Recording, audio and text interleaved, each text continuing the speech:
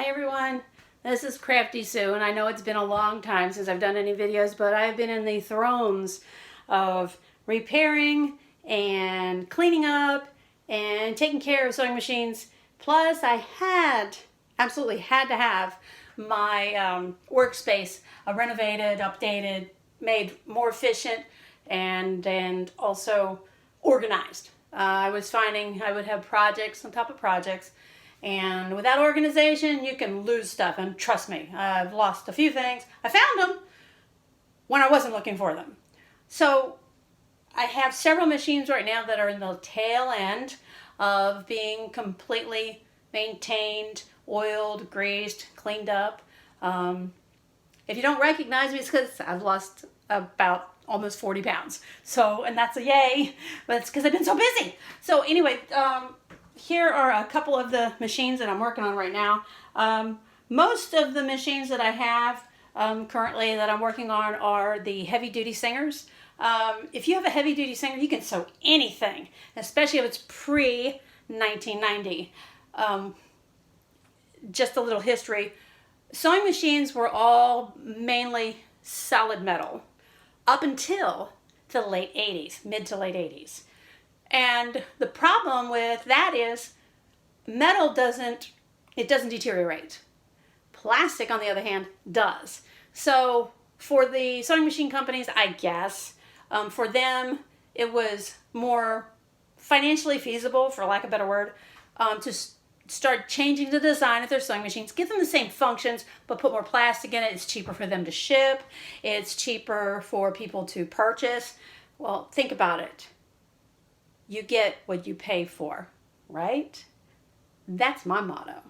So I will take any vintage sewing machine that's metal over a plastic one anyway. I don't own a new sewing machine. My sewing machines are all pre-1985. I don't have any that are newer than that. So I'm going to take, have to excuse me, I'm going to take you on a little walk just to show you how busy I have been. This one just came the other day. This is my new my new Morse vintage sewing machine. This is 1956, solid metal and absolutely beautiful.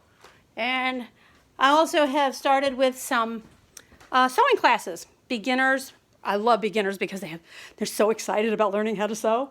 And then I have my, I guess you'd call it my vintage classroom area. So I'm going to show you a little bit of that. This is a Kenmore desk model, vintage. Beautiful. This was from 1968, I believe. I also have what's called a Lavender Lady, and there she is. Now, up close it looks gray, but if you back up a little bit, it kind of has a purple color. That's why they called her the Lavender Lady. I haven't used the cams for this one yet because I just got them. Cams, this was pre-programmed in zigzag, and you'll see this is where the cams go. It's a little plastic gizmo that sticks on top. This is one that's being worked on. That's a singer stylist.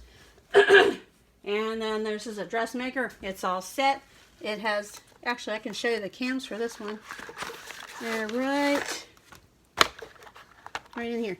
There's the little cams. You take these little guys and they fit in the top. I gotta find the little notch in there.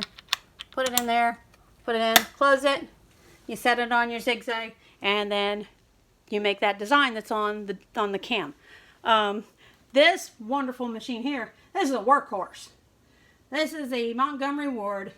They have a funny way of naming their sewing machines, Montgomery Ward, but it's a UHT J1429. I don't know what all that means. All I know is this thing, I'm going to turn this light off because it's really getting crazy. There we go. This sewing machine, this Montgomery Ward, it's a workhorse. It will sew through leather. It'll sew through vinyl. I had two. Excuse me. One of them, I actually had a gentleman that his grandmother gave him a Montgomery Ward sewing machine when he was just a little kid, and he learned how to sew on it. And he had it for 45 wonderful years. So 3 months ago, that 45-year running sewing machine died on him. And he found the one that I had online on sale. I had another potential buyer, and they kind of forgot about it or lost interest or whatever. And that gentleman couldn't wait to get his hands on it. He just received it recently in the mail as I mailed it out to him. The only thing, if you do see one, a sidetrack here, if you do see a vintage that online that you want to purchase, keep in mind one thing. More metal means heavier, which means more postage. So price all three entities, UPS, FedEx, USPS. You'd be amazed at the differences in price. I have found for my area, UPS is the cheapest. You box it up yourself, you take it there, you can prepay for the postage online, and and that machine that I sent to him weighed 42 pounds once it was packaged up. And you take it to the normal post office, and it would have cost me another $20 on top of, because it only cost like 40, I think it was $42 to mail it to upstate New York. So keep that in mind. If I want to hold on to this one, because it has a feature that I just absolutely adore. It has the fold-out arms for the free arms. On the bed, you fold them out. You fold that one out, and the one in the back, same thing. You fold that out, and now you have access to your free arm right there. And your bobbin's in here. Yep.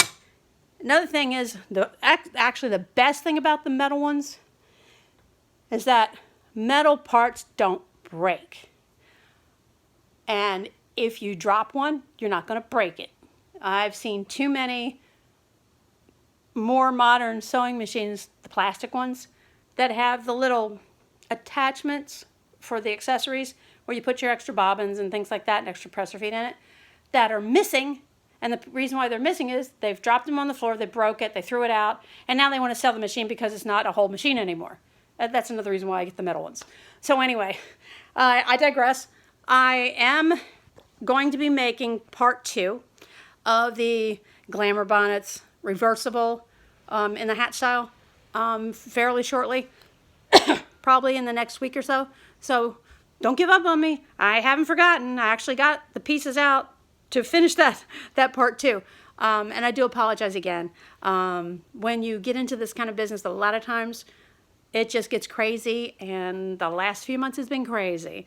So look up for me, and I promise you, part 2 of the Glamour Bonnets is coming in short order. Might be sooner than 2 weeks, maybe in the next week or so. That's what I'm aiming for, is in the next 5 days or whatever. So I really appreciate all your support, and anytime you want to ask a question, send me a message. Just send a comment. I'd be more than happy to answer for you. As always, and I say, happy sewing.